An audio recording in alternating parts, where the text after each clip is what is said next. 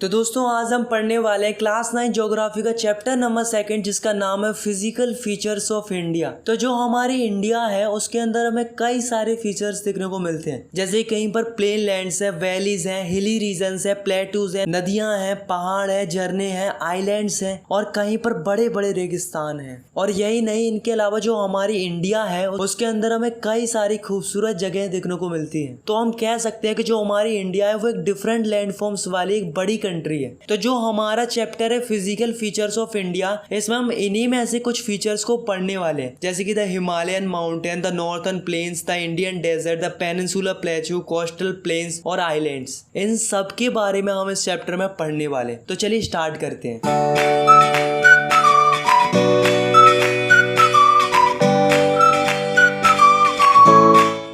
तो हमारे चैप्टर की शुरुआत होती है द हिमालयन माउंटेन से। तो जो हिमालयन माउंटेन्स है वो यांग एंड स्ट्रक्चरली फोल्ड माउंटेन्स है। यांग इसलिए है क्योंकि ये अदर माउंटेन्स के कंपैरिजन में जल्दी फॉर्म हुए हैं, और स्ट्रक्चरली फोल्ड इसलिए है क्योंकि ये टेक्टोनिक प्लेट्स के टकराने के कारण बने थे। अगर हम इंडिया में देखें तो ये यहाँ से लेकर यहाँ तक हिमालयन माउंटेन्स फैले हुए हैं। इनके बेस्ट से एक रिवर निकलती है जिसका नाम है इंडस रिवर। तो ये वाली जो रिवर है जो आप देख रहे हो वही कौन सी रिवर है? Indus river. और इनके ईस्ट की तरफ से एक और रिवर निकलती है जिसका नाम है ब्रह्मपुत्र। तो ये जो हिमालयन माउंटेन्स है वो काफी बड़े बड़े हैं और इंडिया के अंदर काफी लंबे लंबे इलाके तक फैले हुए हैं। मतलब यार आप खुद ही देखो, यहाँ से लेकर यहाँ तक की जो लंबाई है वो है 2400 किलोमीटर। तो यार आप इससे अंदाजा लगा सकते हो कि यार इंडिया कितना लंबा पोर्शन हिमालयन माउंटेन ने कवर करके रखा है। अब यहाँ पर जो माउंटेन्स है वो काफी ज्यादा है और इधर आते आते माउंटेन्स कम होते जाते हैं। मतलब कश्मीर की तरफ इनकी ब्रेड्थ है 400 किलोमीटर, वहीं दूसरी ओर अरुणाचल प्रदेश की तरफ इनकी ब्रेड्थ हो जाती है 150 किलोमीटर। तो इससे हमें क्या पता चलता है कि इधर के कंपैरिजन में इधर ज्यादा माउंटेन्स है। तो जो हिमालयन माउंटेन्स है वो 3 पैरेलल रेंजेस में बटे हुए हैं। तो जो ऊपर वाली रेंज होती है उसे हम बोलते हैं हिमाद्री और इसको बोलते हैं हिमाचल, और जो सबसे नीचे होती है उसे हम बोलते हैं शिवालिक। तो सबसे पहले हम बात करते हैं हिमाद्री की। तो इस रेंज के अंदर जो माउंटेन्स आते हैं वो काफी बड़े बड़े होते हैं। इनकी एवरेज हाइट 6000 मीटर्स के अराउंड होती है, इसलिए इन्हें ग्रेटर और इनर हिमालय भी कहते हैं। ये पूरे साल बर्फ से ढके हुए होते हैं और ये जो माउंटेन्स है वो ग्रेनाइट के बने हुए होते हैं। अब थोड़ा नीचे आते हैं और बात करते हैं हिमाचल की। तो ये वाले जो माउंटेन्स होते हैं वो हिमाद्री रेंज से नीचे आते हैं, इन्हें लेजर हिमालयास भी कहा जाता है। इनकी एवरेज हाइट 3700 मीटर से लेकर 4500 मीटर्स के अराउंड होती है। अब बात करते हैं शिवालिक्स की। तो इनकी जो हाइट होती है वो 900 से 1100 मीटर के अराउंड रहती है। और दोस्तों खास बात तो ये है कि जो शिवालिक रेंज के जो माउंटेन्स होते हैं वो एलुवियम सॉइल के बने हुए होते हैं, यानी कि मिट्टी के बने हुए होते हैं। अब ये जो हमारे हिमालयन माउंटेन्स है इनको एक और तरीके से बांटा जा सकता है, वो है एरिया वाइज। तो जो इंडस रिवर है और ये जो सतलुज रिवर है, इन दोनों के बीच में जो माउंटेन्स वाला एरिया है उसे हम बोलते हैं पंजाब हिमालयास। और सतलुज रिवर और काली रिवर के जो बीच वाला एरिया है उसे हम कुमाऊं हिमालय बोलते हैं। ऐसे ही काली रिवर और तीस्ता रिवर के बीच वाला जो एरिया है उसे हम बोलते हैं नेपाल हिमालयस। और जो तीस्ता और दिहांग रिवर के जो बीच वाला एरिया है उसको हम बोलते हैं असम हिमालयस। अब यार आप यहाँ पर देखो, तो ये जो हमारे हिमालय माउंटेन्स है वो यहाँ से लेकर यहाँ तक लगभग स्ट्रेट लाइन में, पर ईस्ट में आते आते ये अचानक बैंड हो जाते हैं और वहां पर एक बाउंड्री बनाते हैं। तो ये वाले जो माउंटेन्स होते हैं तो इनको ही हम क्या बोलते हैं? पूर्वांचल बोलते हैं। और यहीं पर पटका हिल्स, नागा हिल्स और मिजो हिल्स, ये सब यहाँ पर प्रेजेंट है। द नॉर्थर्न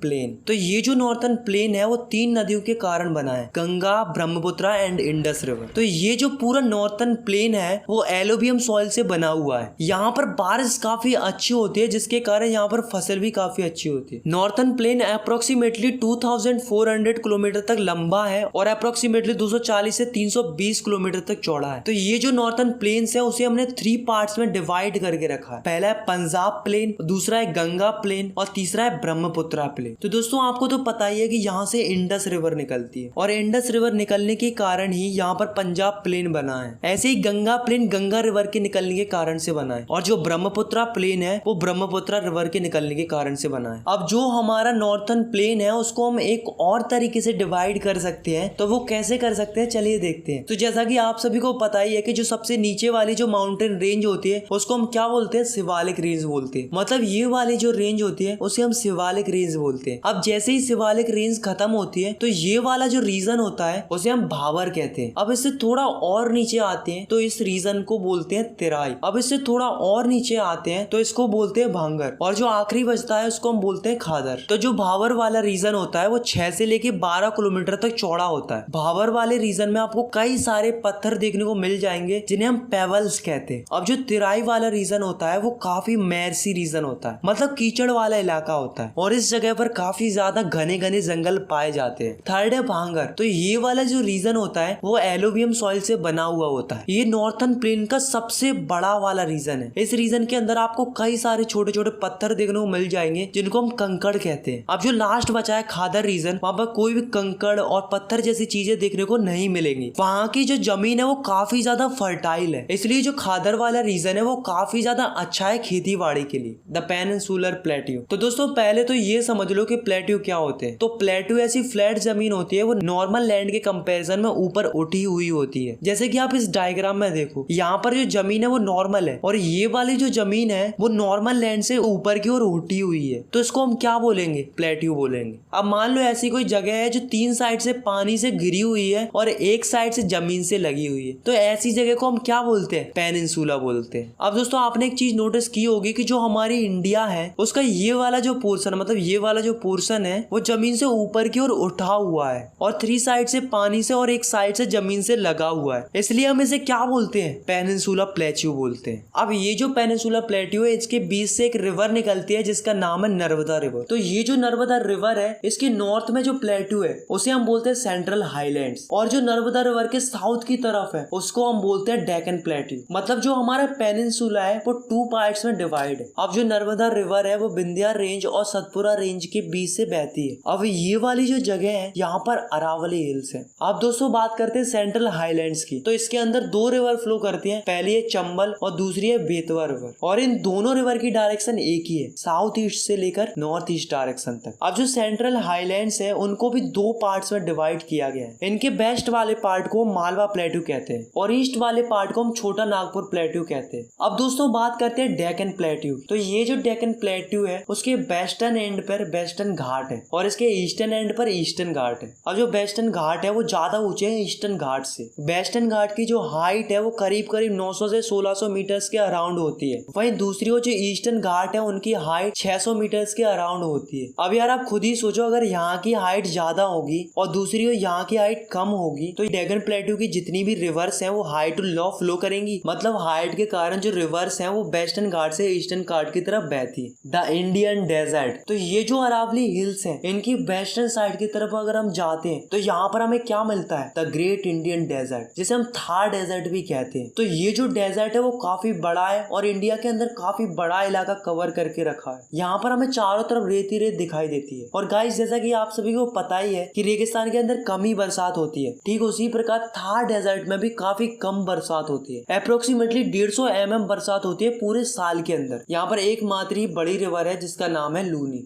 अब दोस्तों बात करते हैं कोस्टल प्लेन्स की। तो ये जो कोस्टल प्लेन्स हैं वो अरेबियन सी से बे ऑफ बंगाल तक है। तो जो कोस्टल प्लेन्स वेस्ट की तरफ है तो उन्हें हम क्या बोलते हैं, वेस्टर्न कोस्ट बोलते हैं, और जो ईस्ट की तरफ है उन्हें हम क्या बोलते हैं, ईस्टर्न कोस्ट बोलते हैं। अब ये वाली जो ईस्टर्न कोस्ट है वो ज्यादा वाइड है as compare to western coast की, क्योंकि ज्यादातर रिवर ईस्टर्न कोस्ट की तरफ ड्रेन होती है। अब जो वेस्टर्न कोस्ट है उसे 3 हिस्सों में बांटा गया है। पहला है कोंकण कोस्ट और दूसरा है कन्नड़ प्लेन और तीसरा है मालाबार कोस्ट। सिमिलरली जो ईस्टर्न कोस्ट है उसे भी 2 हिस्सों में बांटा गया है। तो जो नॉर्थ की तरफ है उसे हम नॉर्थर्न सरकार कहते हैं और जो साउथ की तरफ है उसे हम कोरोमंडल कोस्ट कहते हैं। अब जो लास्ट है वो है द आइलैंड।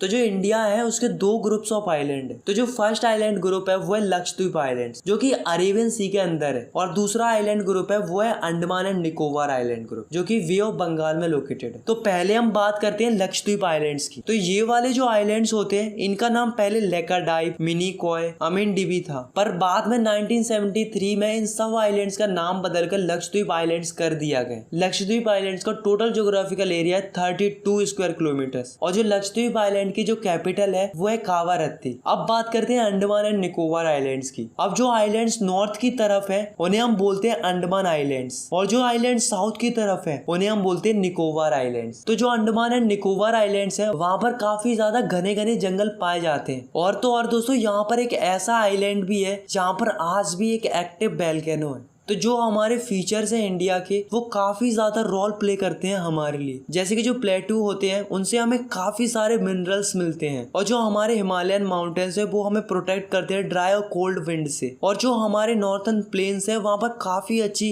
एग्रीकल्चर होती है। तो जो ये हमारे फिजिकल फीचर्स है इंडिया के वो हमारे इंडिया को और भी ज्यादा खूबसूरत बनाते हैं और साथ में हमें रिसोर्सेज भी प्रोवाइड कराते हैं। आई होप आपको ये चैप्टर समझ में आ गया होगा। और यार अगर आपको ये वीडियो पसंद आई है तो यार आप इस वीडियो को लाइक कर सकते हो, और अगर आप चाहो तो इस चैनल को सब्सक्राइब भी कर सकते हो ऐसे ही क्लास 9th की और भी वीडियोस देखने के लिए। Thanks for watching, take care, bye bye.